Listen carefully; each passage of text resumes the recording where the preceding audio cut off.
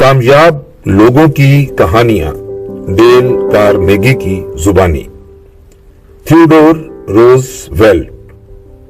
وہ White House میں اپنے سرہانے بھرا ہوا پستول رکھ کے سویا کرتا تھا۔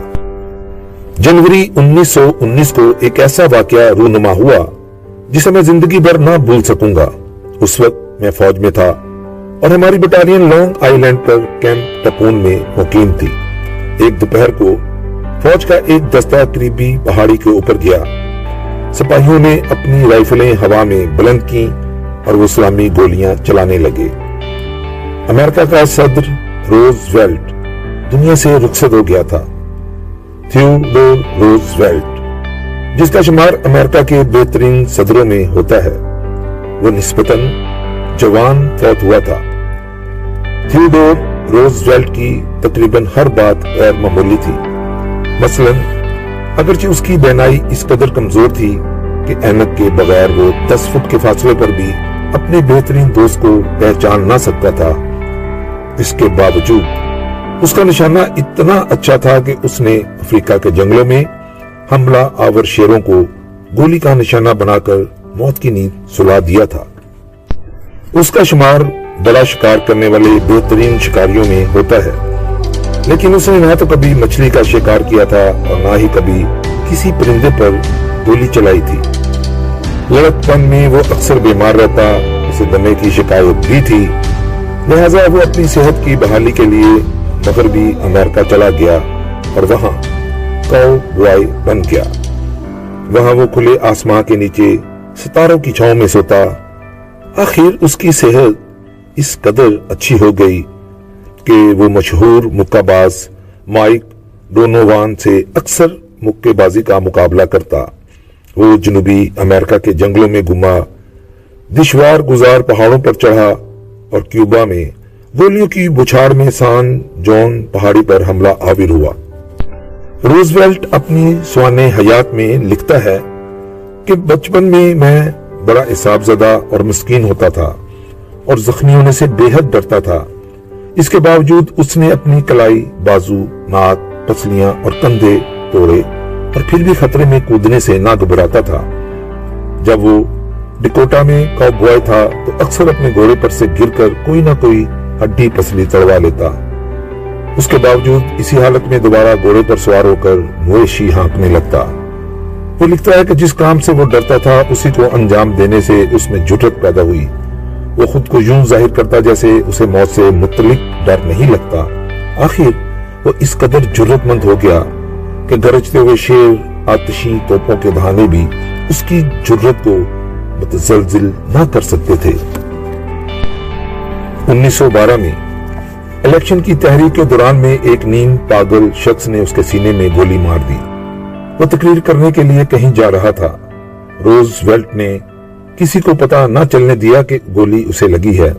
وہ سٹیج پر گیا اور اس وقت تک تقریر کرتا رہا جب تک وہ زیادہ خون بہہ جانے سے بے ہوش ہو کر نہ گر پڑا۔ تب اسے اٹھا کر ہسپتال پہنچایا گیا۔ وائٹ ہاؤس میں رہائش کے دوران میں وہ اپنے تکیے کے نیچے ایک بھرا ہوا پستول رکھ کر سوتا تھا اور جب سیر کے لیے نکلتا تو اپنے ساتھ ایک چھوٹا سا پستول لے کر جاتا۔ جب وہ صدر تھا تو ایک فوجی افسر سے اکثر مکہ بازی کیا کرتا تھا۔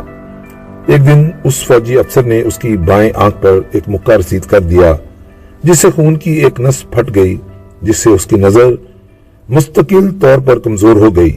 لیکن روزویلٹ نہیں چاہتا تھا کہ اس فوجی افسر کو یہ بات معلوم ہو اور اسے اپنے کیے پر افسوس ہونے لگے۔ لہذا جب اس افسر نے اگلی دفعہ اسے باکسنگ کے لیے کہا تو روزویلٹ نے انکار کر دیا۔ اسے اندازہ ہو گیا تھا کہ عمر کے تقاضے کے مطابق اب اسے اس قسم کے کھیلوں میں حصہ نہ لینا چاہیے۔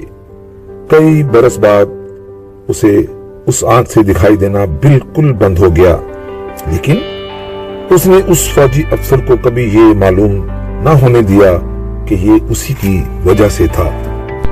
اس نے کبھی سگریٹ نہ پیا تھا، اس نے کبھی قسم نہ کھائی تھی، شراب بھی کبھی نہ پی تھی، فقط کبھی کبھی خاص مواقع پر ملک شیک میں تھوڑی سی برانڈی ملا کر پی لیتا۔ اس کے باوجود اس کے بدخواہ اسے پکا شرابی کہا کرتے تھے۔ آخر ان کی زبان کو لگام دینے کے لیے اسے ان کے خلاف عدالتی کارروائی کرنی پڑی۔ ہاں وہ کتنا ہی مصروف کیوں نہ ہوتا، مطالعہ کے لیے وقت نکال لیتا۔ اس نے وائٹ ہاؤس میں رہ کر ہزاروں کتابوں کا مطالعہ کیا۔ اکثر دوپہر کے بعد 20 لوگ اس سے انٹرویو کے لیے آتے۔ وہ اپنی گود میں ایک کتاب رکھے بیٹھا رہتا اور ہر انٹرویو کے بعد جو چند سیکنڈ ملتے اس میں کتاب کے مطالعے میں مصروف ہو جاتا۔ جب وہ سفر پر جاتا تو اپنی جیب میں شیکسپیئر یا ربی برنر کی کوئی نہ کوئی کتاب ضرور رکھتا۔ ایک دفعہ جب وہ ڈکوٹا میں گھوڑوں کی رکھوالی کر رہا تھا تو اس نے اپنے ایک ساتھی کو پورا ہیملٹ پڑھ کر سنایا۔ برازیل کے جنگلات میں سفر کرتے وقت وہ اپنی راتیں گبن کی زوال سلطنت روما پڑھنے میں بسر کرتا تھا۔ اسے موسیقی سے بھی پیار تھا، لیکن اس نے جب کبھی بذات خود گانے کی کوشش کی تو سخت ناکام رہا۔ ایک دفعہ وہ مغربی امریکہ کے ایک شہر کے بازاروں میں سے گزر رہا تھا۔ ہزاروں لوگ اس کے استقبال کے لیے جمع تھے۔ وہ ہاتھ ہلا ہلا کر انہیں سلام کر رہا تھا اور زیر لب یہ گنگنائے جاتا تھا، میرا خدا میرے نزدیک ہے۔ اس کی بہت سی ہابیز تھیں۔ ایک دفعہ اس نے ایک نامور اخبار کے نمائندے کو وائٹ ہاؤس آنے کی دعوت دی۔ اس اخباری نمائندے نے سمجھا کہ شاید وہ اس سے کوئی اہم بات کرنے والا ہے، لہذا اس نے اخبار کے ایڈیٹر کو بذریعہ کار مطلع کیا کہ وہ اس اہم خبر کا انتظار کرے اور اس وقت تک اخبار کی کاپیاں پریس میں نہ جانے دے۔ جب وہ اخباری نمائندہ وائٹ ہاؤس پہنچا تو روز ویلٹ نے اس سے سیاسیات کے بارے میں ایک بات بھی نہ کی۔ اس کے برعکس اس نے ایک پرانے درخت کی طرف اشارہ کرتے ہوئے بتایا کہ وہاں اس نے الووں کے ایک جوڑے کا نیا گھونسلہ تلاش کیا ہے۔